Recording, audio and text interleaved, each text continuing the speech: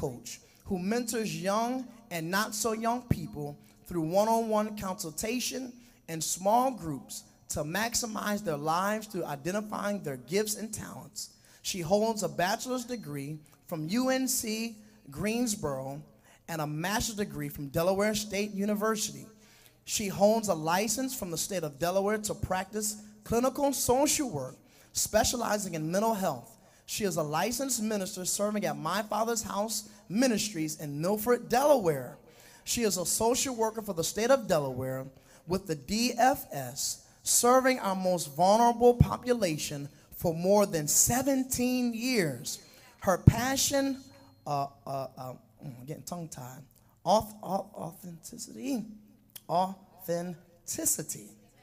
amen, transparency and ability to connect with people has afforded her opportunities to work with leaders and nonprofit organizations and faith-based entities. After 7 years of working for someone in private practice setting, in 2020, she took a leap of faith and opened her own private practice in the state of Delaware called Heart Matters LLC.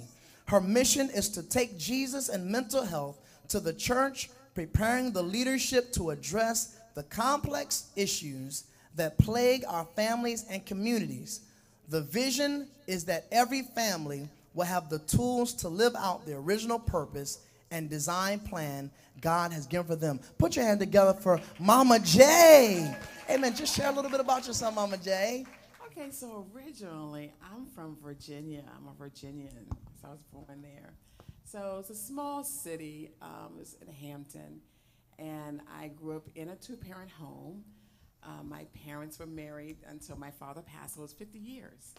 So I was raised in church, like you came out the womb, singing Hallelujah, and literally that was our first song I learned.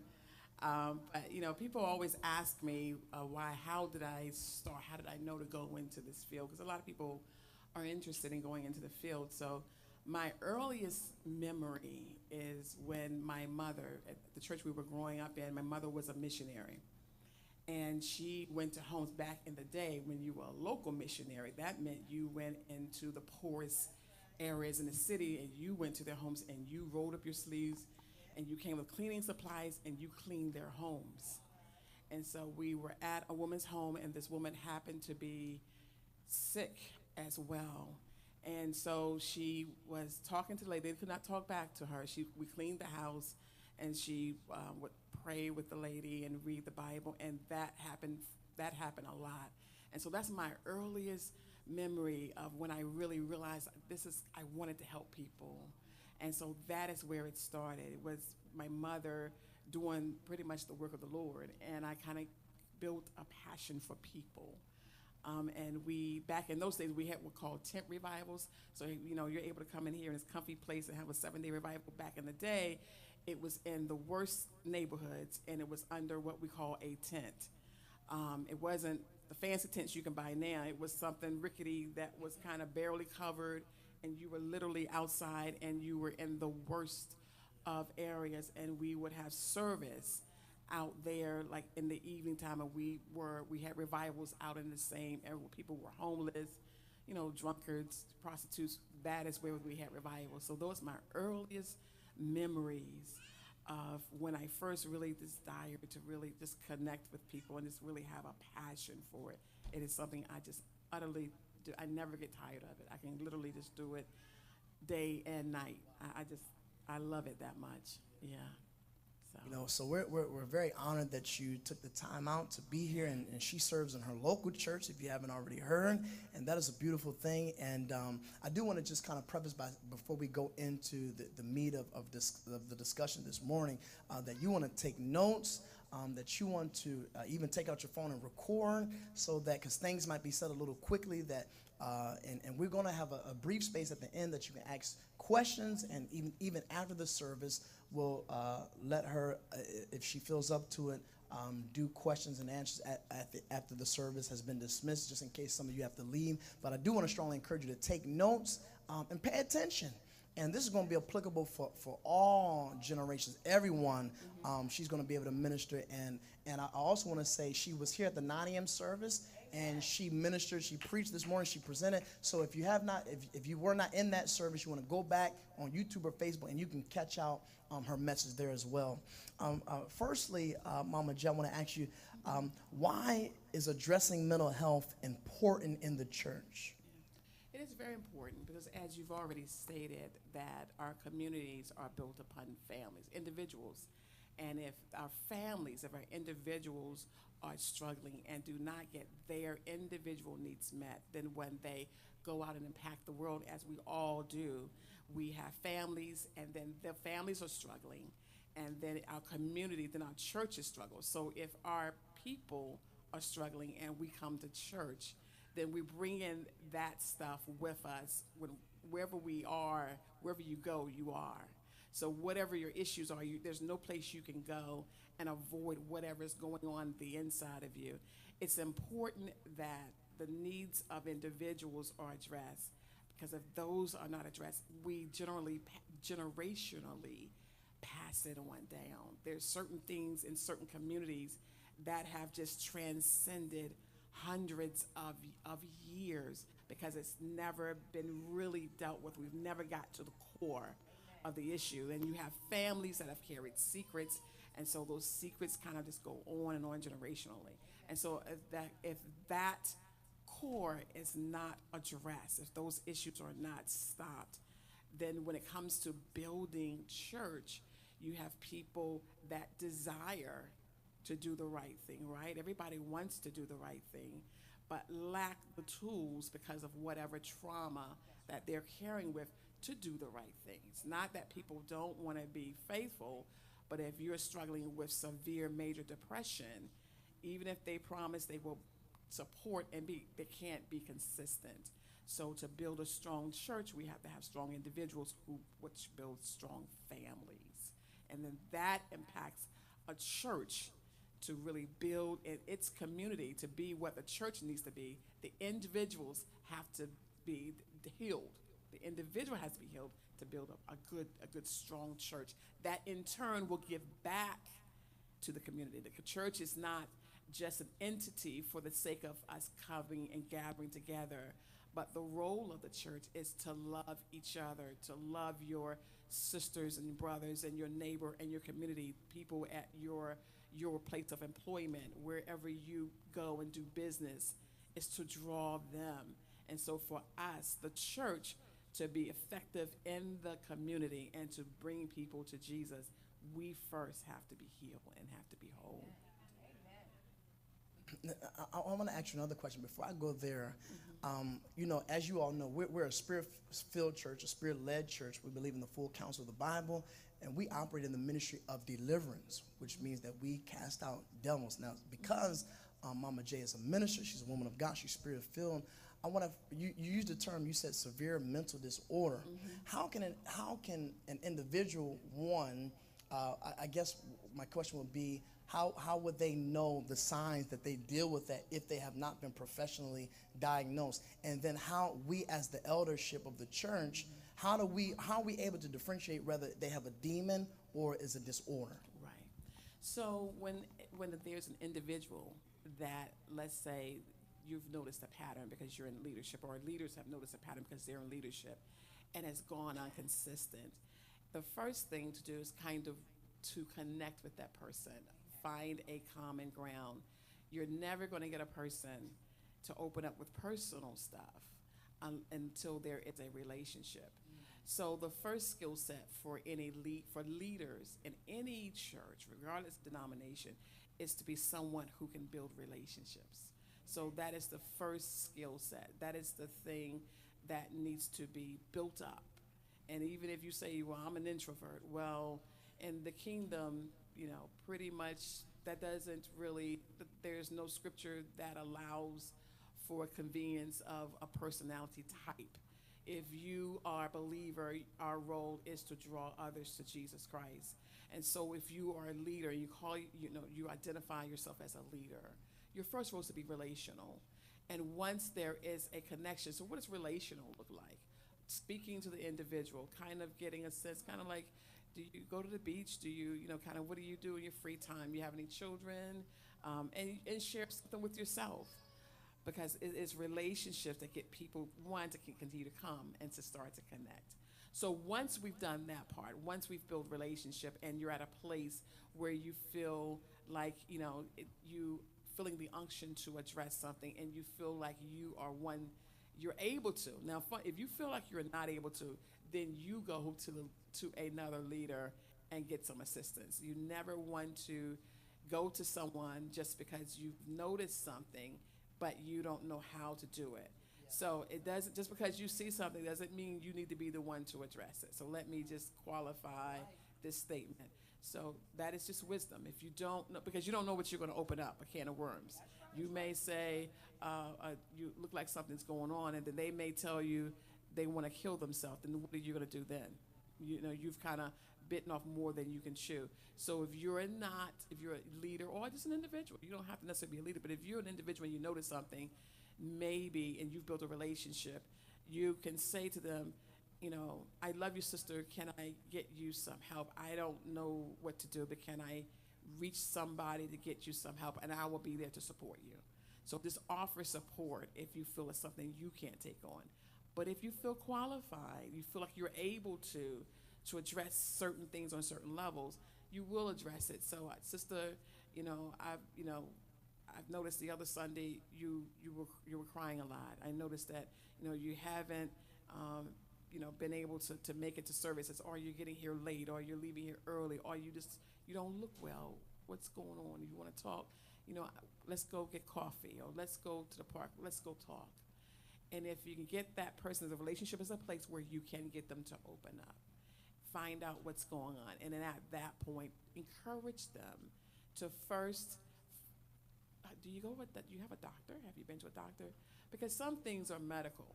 So even professionals, when people come to me, I always ask them, when was your last physical? When was the last time you had blood work? Because some symptoms can look like depression or anxiety, and it could be something going on in the blood. So we want to always rule out any medical condition. If someone's sitting here sad and go get blood work and find out that their iron is low, well, if anyone's ever suffered with iron deficiency, you know that you're weak, you're lethargic, your thought process is not clear, and you are sad, and you're crying a lot. You're crying at the drop of a dime because your iron levels are low. So we want to rule out any medical condition. Once we rule out medical condition, then we talk about the psychosis or the mindset, what's going on with that person. How do you know it if it's how you differentiate it from a demon? Well, if it's a demon, it's always coming to attack. It's coming to attack, it's coming unexpectedly, and it's coming for usually leadership. Okay? That's the spirit of Baal, always coming for the leadership. So when it does that, you want to cast that out. That is a demon. And then you want to refer them to go see a mental health professional. So how do we differentiate from maybe depression versus major depression? Major depression is someone who can't get up out of the bed, someone who's calling out of work all the time, someone who has lost interest in things they have a passion for. If someone that's over a group and just not showing up, following through the commitments. If you notice that with people, hey, I know they love to do this, but all of a sudden they just told me one day they don't want to do it anymore. And then you find out they're not going to work, and then they're losing their housing. And, there's one crisis after another. Usually it's something that person has done or stopped doing, and it's usually major depression. Mild depression is something where you just have, it could be just a bad day or a bad period in your life, or you could have had a loss of loved one. There's some levels of depression that we call within a normal range.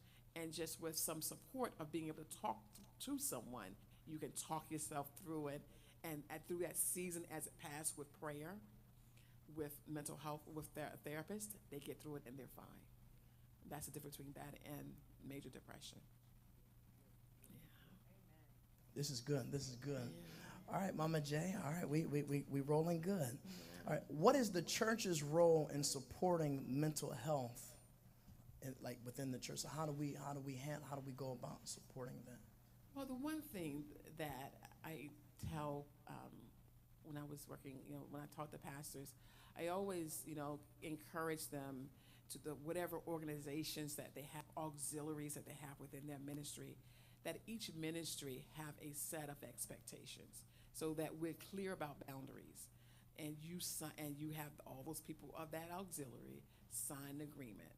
For example, when I was over the music ministry at one ministry, they knew they couldn't be missing more than X amount of rehearsals for a next period of time. They had to wear certain colors on certain Sundays. They had to make the rehearsals, or they could not.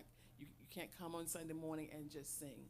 So if you set expectations, for some people that's going to be enough because they know what the expectations are. We don't always want to label everything mental health because someone gets upset about something. If I show up and I do something that's wrong, but you never told me what the expectation was, that's not mental health. That's me being upset because you never told me what the rules were. But when you set those expectations, that is the one way the church can help support mental health, making the rules very clear what they are. People that struggle with certain diagnoses, autism or Asperger, they need to know what the expectations are because they tend to follow exactly what you say. If you say go left, they're going to go left every time. If you say go left after going 3 steps, they're going to follow it. So expectations, being clear about what the expectations are, if they decide to join any auxiliary, helps people stay in line. Other ways the church can help is having the leadership, making sure that the leadership is trained in how to really work with people, how to relate to people, having those meetings, and bringing in professionals to work with the leaders, helping them to know signs to look for when it's abuse, or abuse could be happening, when there could be some other mental health things going on. So they have a place to ask questions about how to address things with the lay people that they oversee, having training for the leadership so that they know what to do. For the lay people, the way they can help support mental health is just being supportive, being a community, being inclusive. If you're having a birthday party and you don't invite half the church and leave the other half out, because what happens is the people left out start to feel some type of way. They're not going to say it, but it's going to hurt. Let's just be honest.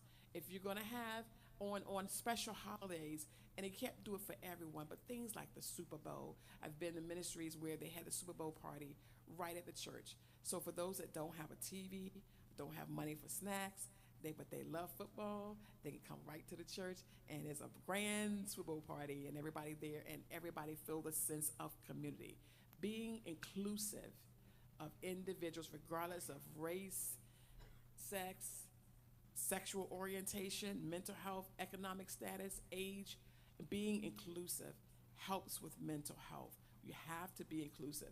During the period of COVID, the numbers for anxiety and depression went through the roof because people were isolated. I continued to go in office the entire time for the shutdown because there were just too many people to do virtual. I had to have in-office time. I was leaving one job going straight. I worked, it seemed double during COVID because people were lonely and they had no place to go release it. So they were coming. There were some seniors coming just to chat. And so we would sit there for the 45 minutes and then they were good to next week. They were faithful to those appointments because I was the only lifeline.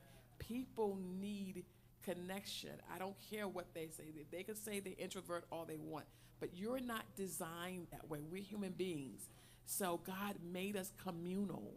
That's why Eve was created, because Adam couldn't be alone. That is our original example. So it hasn't changed. It's the same. We're all designed that way, to be connected. Everybody needs love. Everybody needs to be supported. Everybody needs community. So things which you do very well, by the way. I'm still talking about the family friends thing. We had the bouncy thing in the band. I love the band. That was just so much fun. So having things to be inclusive helps mental health. Give people things to look forward to. You'll be surprised at the things people don't have anything to look forward to because they can't afford the activities. They don't have money. So when the church is having something, they're all in because that's their outlet. They're not going to say it, but that's their outlet. So it's important.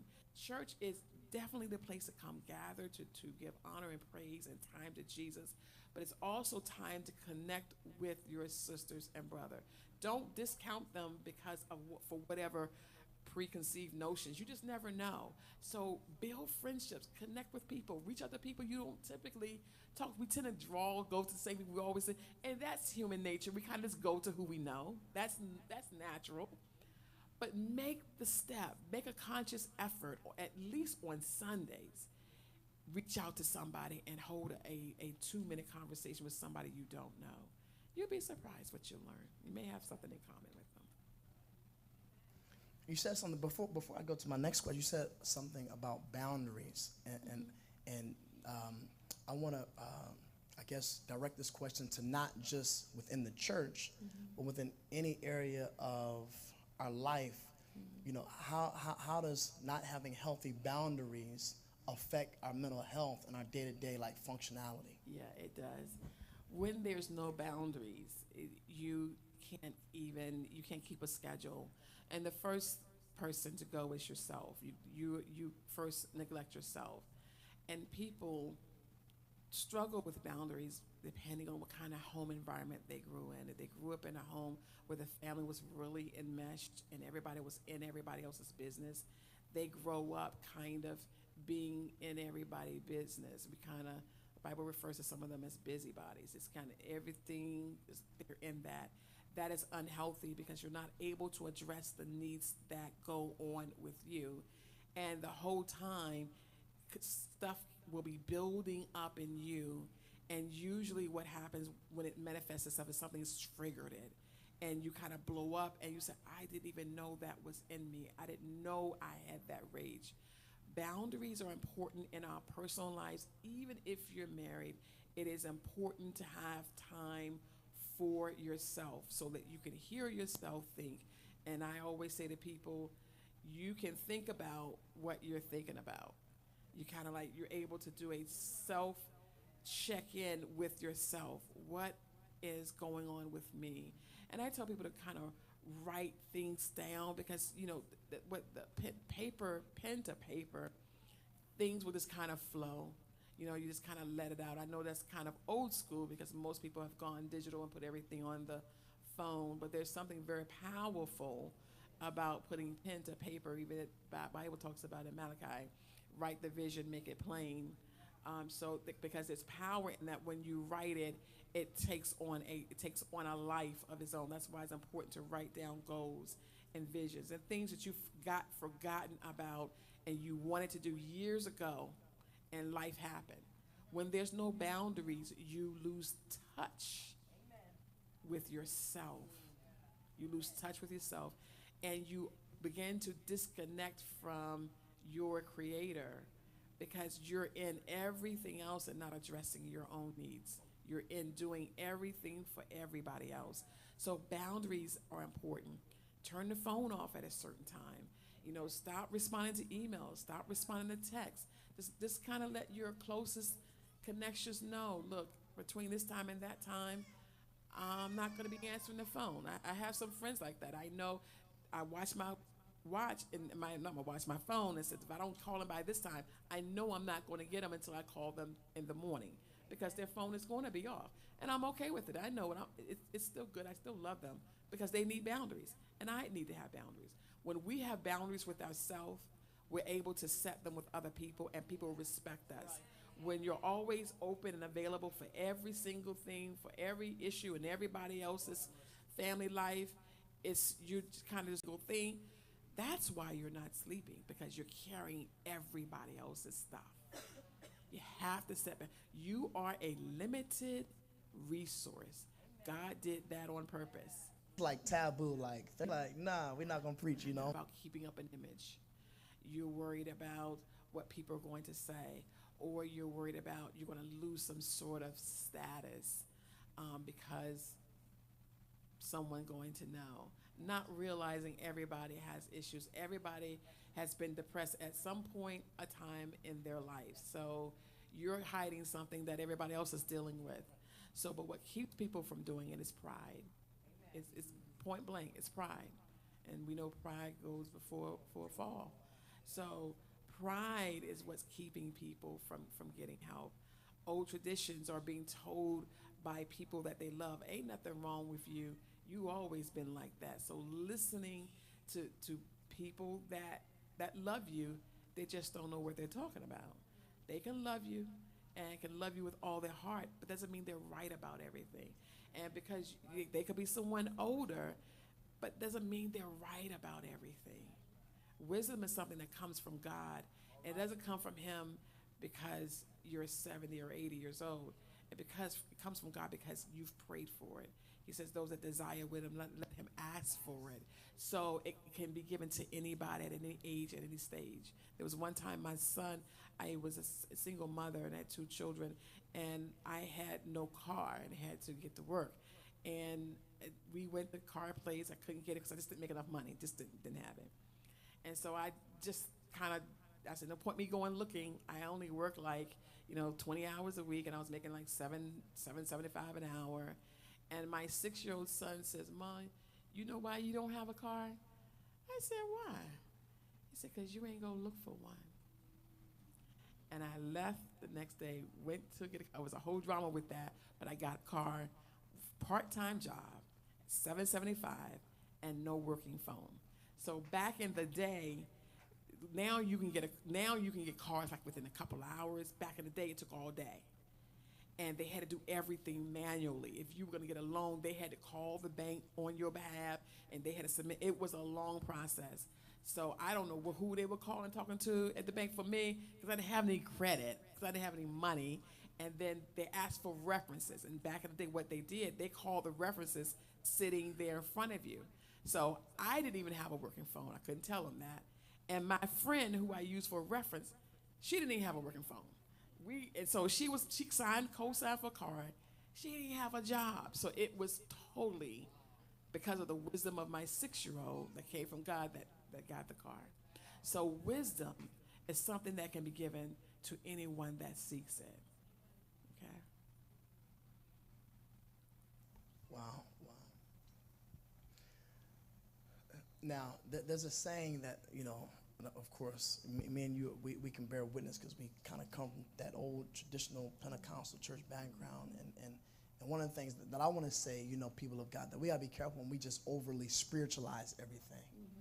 Mm-hmm. That's a dangerous place to be in. We just pray for it. Just pray for it. Just pray for it. Just pray, baby. Just go to church and pray. Now, we are praying church, mm-hmm. right? But I want to just kind of touch on that a little bit. To just pray. Yeah, to just pray.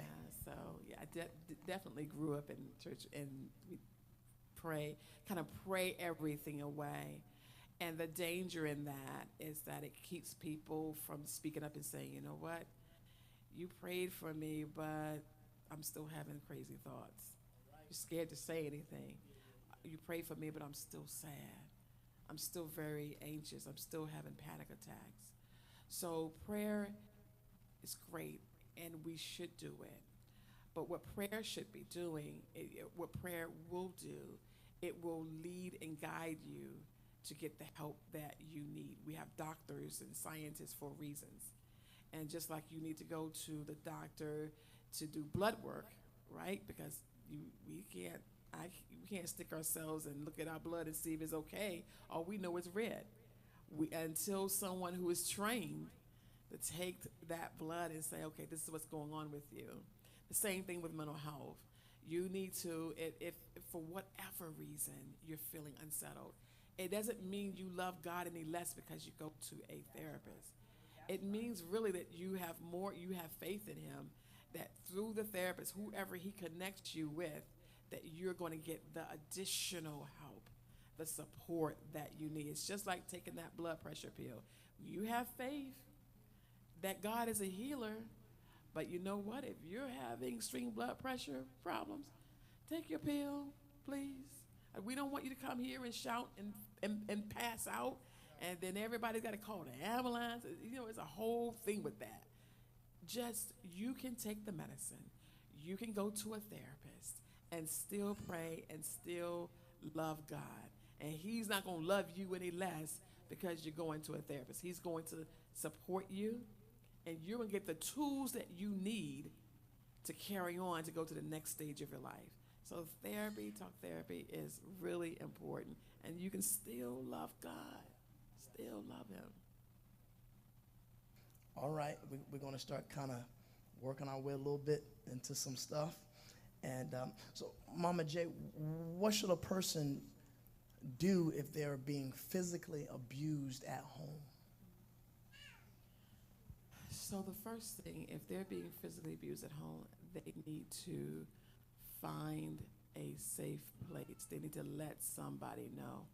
Don't stay there out of fear of losing your place to stay, a fear of reputation, out of fear of losing your children. Whatever the status is, the first thing you need is to let someone know. If you come to church and you're being abused at home, you need to let someone know. And if that someone can help you, they will then connect you with someone. If they don't have the resource and need to get you to an emergency shelter, you get in touch with your leaders, and they will know. That's part of the resources and training that the leaders will have, know where to direct you. But you don't go home, you don't go back to that abusive situation, and you don't answer any calls from that abuser. You get to a safe place. You let somebody know, get to a safe place, and then you contact the police and tell them, and they will then take it from there. While that is going on, because that is very it's easily said than done. You know, there's been many cases where women have left and have begun to press charges and then will renege on it. They, out of fear, they have gone back into dangerous situations. And they go back sometimes because they don't have enough support to stay away, you know. And then now, for whatever reason, since COVID, it's like all our community resources are stressed or gone altogether. You know, funding has gone away. So there's an extra stress even on the places that are supposed to be helped. And that's why church community and church connection is crucial, especially in our communities. It is crucial. You need to be connected because you can get help. But if you're being physically abused, you need to let someone know. You need to make the call to police, give a report. They will then usually have you file a protection order and get to a safe house and stop receiving. Usually they'll take your cell phone and give you a burner phone where that abuser cannot reach you, but you need to leave. You need to leave. What should a person do that is being emotionally or mentally abused at home? The same thing. They need to get out. And I know people kind of like say, well, it's not that bad. I can go into the other room. I can go. But those people are calling me in sessions and they're sick. They're getting sick. They're coming down with cancer. They're coming down with diabetes. They're getting sick. The stress is a silent killer. Stress will kill you. It will. So for a person, if you're being verbally abused, you still need to leave. You need to let someone know. And together you need to make and file a report and get to a safe place. Yes. What would you tell a person here that they may not have someone to go to? Where if they're here, they do have someone to go to. They will come to the leadership, and the leadership will then know whatever the protocol is, and we will get that person help, connect them with community resources to get them help. So again, that's why church community is important. That's why relationships are important. That you are not out here alone. You can't live alone. You can't live isolation. You may try, but we need each other. We really do. Everybody, I don't care what stage of life you're in or what economic status you're on, everybody needs another person. You can't live alone. So connection, I can't stress that enough. Connection is important. It really is. So if they have no resources, let's say they have no family, we can't send them to the auntie, can't send them to the uncle or the cousin, then we need to call the community resource numbers. uh, there's a couple of agencies on top of my tongue. We call them and get them into emergency shelter because that is an emergency. They have to go, so they can't go back into that situation. Right. What should a person do if they are struggling with mental health, medication has been prescribed, but they believe that God will make mental health just go away? Let's deal with that. It's going to just vanish, you know. Yeah, I've seen some people in practice that will come and talk about the ongoing issue of anger, but they don't want to take the medication, and they say, well, I believe God. And so my question to them is that you believe God enough to get the prescription, right? Yes. So let's believe God and you take the medicine. Well, I don't want to take it. So there is a limit of what we can do. You know, we want everyone to be saved. We want everyone to get help. But if people refuse help, then you've done all you can do. So if they're saying they don't want to take the medication and without strong admonishment, they are refusing to take medication, but they're coming to the service and they're just disruptive because let's say they have medication and they have bipolar, and without their medication, they're just causing disruption because that's part of the diagnosis for bipolar. Sometimes they're very, very happy and very manic and all over the place, and then other times they're just sad and depressed, or they're just very easily agitated and they refuse to take their medication. Then we have to limit them as church leaders. We have to limit them to the impact they have on the rest of the people. We can't have them in positions where they're hurting other individuals if this person doesn't want to get help. But we would then, sit down and have a strong conversation. You need to take your medication. You need to see your therapist. If you need me, if you need someone to go with you, then they say yes, then some leader be willing to go with them and be a support with them to kind of help maybe be an accountability partner for them. Because people with bipolar are manic. Sometimes they will do good and be consistent, and other times, they're a wild card. They just can't do it. So maybe that accountability person can say, okay, your therapy is on Thursday. So every Thursday, I'm going to meet you at the office, or do you want me to pick you up? We can go together. How you want to do this? I will be there and support you. I can go in the session if you want me to, or I can wait in the waiting room. What's going to work for you? And they will tell you what will work for them. But if that will help them, that as far as a church can go, that's as far as a community can go into supporting them. But if they refuse, we all have the right to choose whether or not we get services. We all have the right to choose if we're going to take medication. We can go as far as we can go.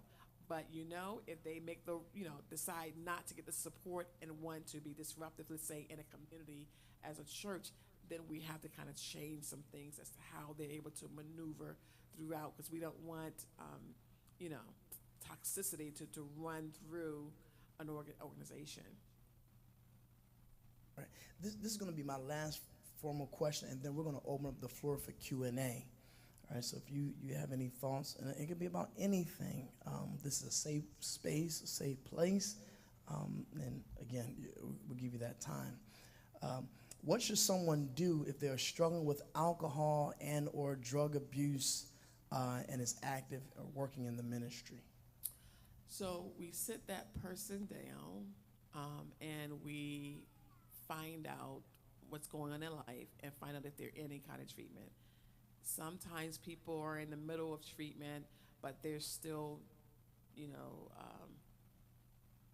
have alcohol in their breath. Because usually when the church members know, unless you know that person personally, you will know it when they come, they come by you and you smell the alcohol. You have a conversation, the church leadership, usually the upper leadership, is now pulling this person, because if they're active in ministry, that's almost at, near the top of the food chain, which will be your wife or someone top leaders close to you will be addressing that and finding out what treatment they're in.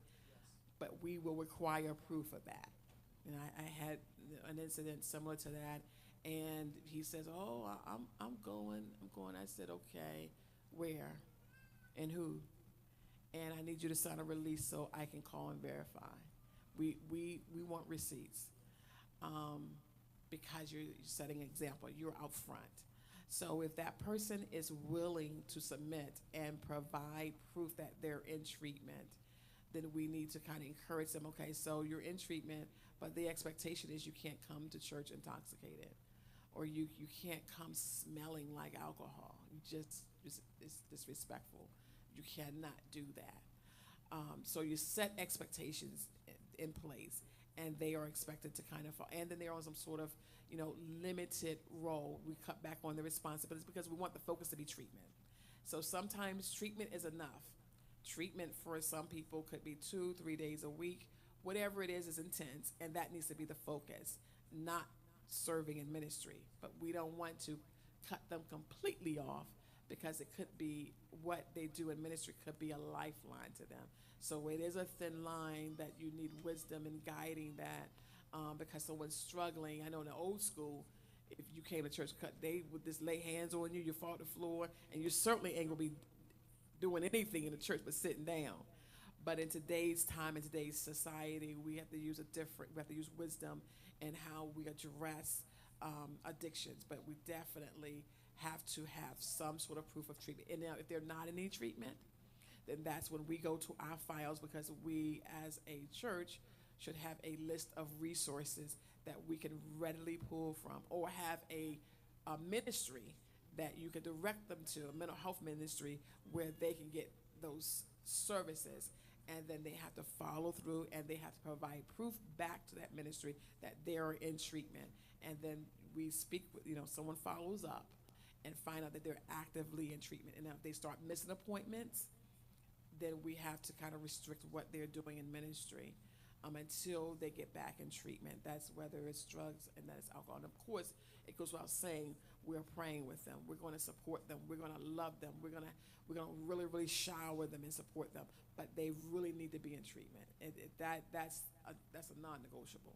They have to be actively in treatment, and there has to be proof. You have to have something from wherever agency they go to that says, yes, this person is active in treatment. All right, so we're going to open up the floor for Q&A.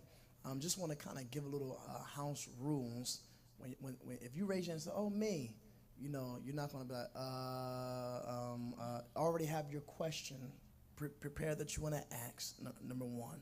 Number two, this is not a question. Is a question, not a comment or a little sneaker preach or testimony. Come on, somebody. A question. Somebody say a question is a question. We also, and I'm trying to be as gentle, and because people get offended in church, but you got to do these kind of things because then people get crazy.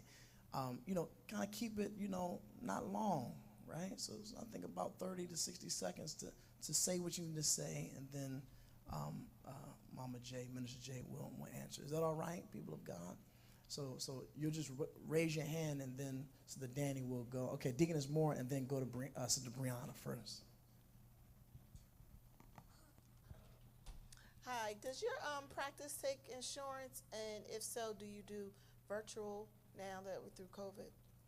Yes, I do take Aetna. What else do I take? Blue Cross Blue Shield, Medicaid, Medicare, United Health, Optum. And the camera's not on, is it? Is that camera on? It is. We're going to go. Let's cut the live. Thank you for watching. God bless you, people of God. Pastor AJ did just text me and say that maybe we should cut the camera, because we want you to feel like you're safe. Yeah. And if it's too personal,